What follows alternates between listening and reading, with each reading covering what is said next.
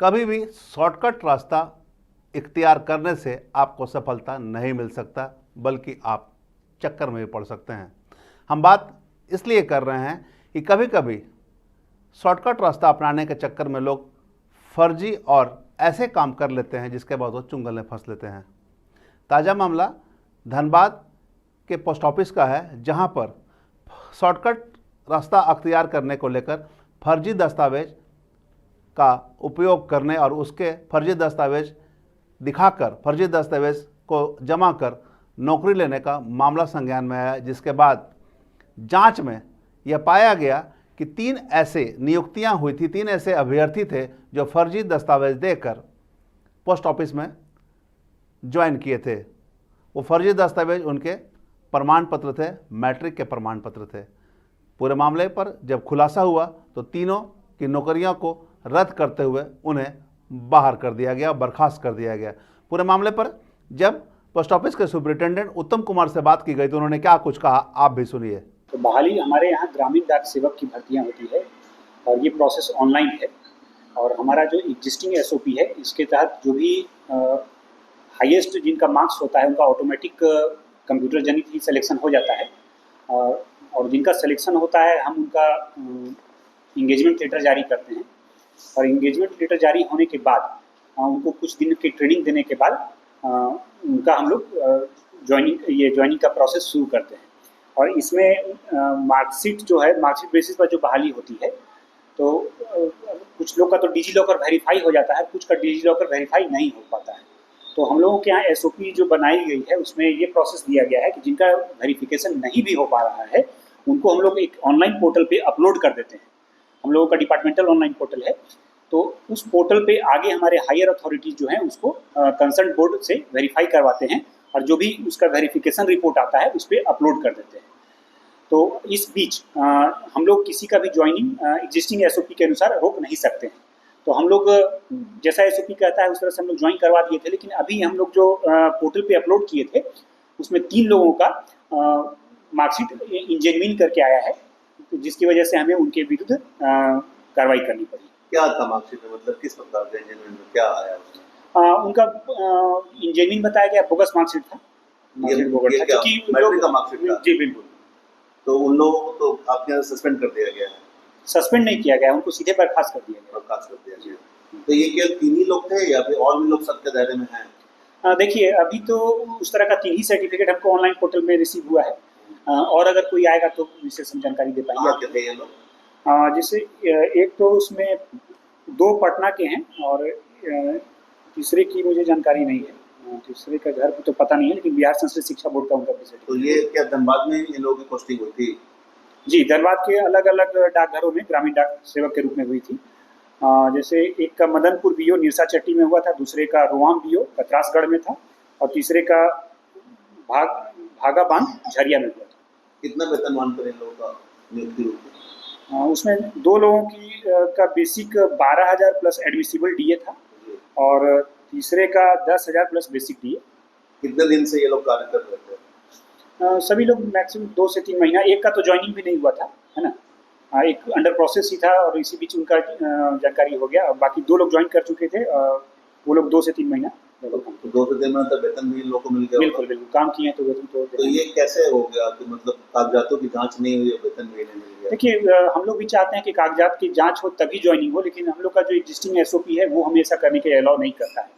और इनकेस अगर हम किसी का रोकते हैं तो वो कंप्लेन हायर अथॉरिटीज़ को कर सकते हैं, जिसकी वजह से फिर विभागीय कार्रवाई भी हो सकती है। तो हमको जो भी रूल रेगुलेशन है उसके तहत ही कार्य करना है और एग्जिस्टिंग एसओपी हमें किसी का भी ज्वाइनिंग प्रोसेस को रोकने का अलाउ नहीं करता। जो वेतन हम लोगों ने उठाया है उसी रिकवरी करेंगे। देखिए, हम लोगों का जो एग्जिस्टिंग रूलिंग है उसके तहत जो काम कर लिया है कोई भी एम्प्लॉई हो, चाहे कोई भी व्यक्ति हो, तो काम करने के बाद पैसा देना अनिवार्य है। काम करने के बाद किसी का पैसा हम लोग रोक नहीं सकते। हाँ, उसके बर्खास्त कर देने के बाद हम लोग 1 महीने का जो नोटिस देते हैं उसका भी हम लोग को देना होता है, उसके बाद हम लोग पैसा नहीं देते। अच्छा, ये जो बहाली प्रक्रिया हो रही थी, कब ये बहाली प्रक्रिया हुई थी? ये साइकिल जुलाई 2024 का था। जुलाई 2024 में सभी लोगों का अप्लाई हुआ था और उसके बाद फिर ये आमतौर पर नियुक्तियाँ जो होती हैं उनकी प्रक्रिया क्या होती है? ये ऑनलाइन है प्रोसेस, पूरी तरह से ऑनलाइन है। तो कागजातों की जाँच ऑनलाइन? बिल्कुल। कागजात भी जो है जिसका डिजी लॉकर वेरीफाई नहीं हो पाता है, जैसा आपको मैंने बताया कि उनको हम लोग ऑनलाइन पोर्टल पर अपलोड कर देते हैं और हायर अथॉरिटीज से भी वेरिफिकेशन होकर उस पर लोड किया जाता है कि वो जेन्युइन है या इनजेन्युइन। तो कितने लोगों की बहाली हुई थी इस वक्त? उसमें लगभग 29 लोगों की बहाली निकली थी और सब लोग के बाकी कागजात जांच हो गए। हाँ, अधिकतर लोगों का जांच हो गया है। इसमें 3 लोग जो आपको जैसा बताया कि उनका इंजेन्युइन कर गया है। तो मतलब कागजातों की जांच में थोड़ा समय लग जा रहा है, इसलिए समझ होता है। हाँ, बिल्कुल। देखिए, वेरिफिकेशन में जो टाइम लगता है उसमें तो हम लोग भी कुछ कर नहीं सकते हैं, क्योंकि वो अगले बोर्ड ऑफिस में जाता है, वहाँ से जब तक हमें जवाब नहीं मिल जाए तब तक तो समय लग ही जाता है ना। उस बोर्ड के ऊपर निर्भर करता है। उस बोर्ड के ऊपर भी निर्भर करता है। अगर जल्दी हमें रिप्लाई मिल जाए और जल्दी हम लोग कर देंगे। हम लोगों को जिस दिन जवाब मिला उसके नेक्स्ट डे वो लोग टर्मिनेट हो चुका था। कहीं ना कहीं लोगों को जागरूक होने की भी जरूरत है। बिल्कुल। और इससे जाली सर्टिफिकेट वाले से कहीं ना कहीं जो सही जो मार्कशीट लाए हैं लड़के वो भी प्रभावित होते ही हैं। और चूंकि ये लोग काफ़ी, देखिए इनका जैसे एक का परसेंटेज 97 था, दूसरे का 96 और तीसरे का भी 90 से ऊपर था, तो कहीं ना कहीं इनसे कम जो जेन्युइन मार्क्स लाए हैं वो लोग तो प्रभावित हुए ही थे। अभी जो 3 को बर्खास्त की गई है जी। अब उसकी जगह फिर से रिक्तियां बढ़ जाएगी क्या? देखिए, 5 से 6 कैंडिडेट का इसमें एक रहता है, पैनल बनता है। तो जैसे जैसे घटते जाता है उसको नेक्स्ट ऑटोमेटिक कंप्यूटर के द्वारा सिलेक्ट किया जाता है। उसके बाद ऑटोमेटिक होता है, इसमें हमारी कोई रोल नहीं होती है, वो कंप्यूटर ऑटोमेटिक वो ये करता है।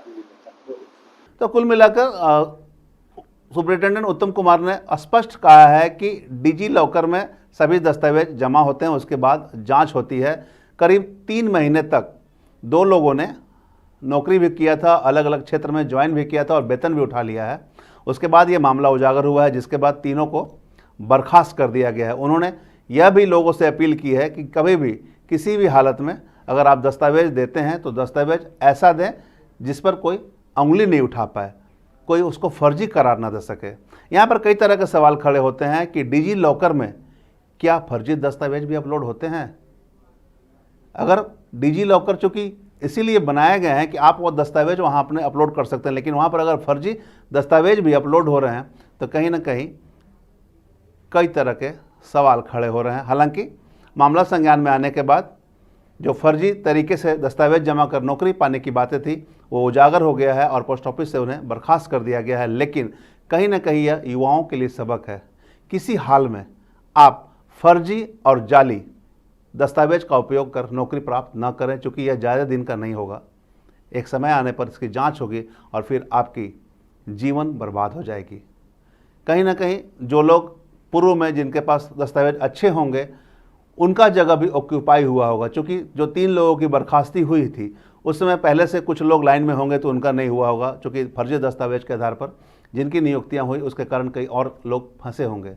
तो कोशिश यह होनी चाहिए कि आप अपने परिश्रम, अपने मेहनत और अपने बुद्धि विवेक पर ही नौकरी प्राप्त करें, चाहे वो प्राइवेट सेक्टर की नौकरी हो या सरकारी सेक्टर की, क्योंकि जब मामले उजागर होंगे तो नौकरी तो जाएगी ही, जेल की भी हवा खानी पड़ सकती है। ऐसे में भविष्य को अंधकार में ना डालें, भविष्य को उजाले की ओर ले जाएं और जो नियम संगत है वही काम करें। अभी जो ये मामले उजागर हुए थे उसमें यही बातें सामने आई थी कि पोस्ट ऑफिस में जो ग्रामीण इलाके हैं उसमें नियुक्तियां थी जिसमें फर्जी दस्तावेज देकर नियुक्ति तो पा ली गई, लेकिन वो ज़्यादा दिन तक टिकाऊपन नहीं रहा और 2 महीने के अंदर ही उन्हें बाहर का रास्ता दिखा दिया गया। कुल मिलाकर पोस्ट ऑफिस ने यह मामला उजागर करते हुए यह भी संकेत दिया है, यह भी लोगों को संदेश भी दिया है कि अगर आप फर्जी दस्तावेज के आधार पर नौकरी लेते हैं तो कड़ी कार्रवाई की जाएगी और इसी के निहित यह कार्रवाई हुई है। और हम भी आपसे अपील करेंगे कि सही रास्ता चुनें और सही रास्ता ही आपको सफलता की ओर ले जाएगा। हम तमाम इससे जुड़ी खबरों से लगातार आपको अपडेट करवाते रहेंगे। बने रहे मिरर मीडिया के साथ।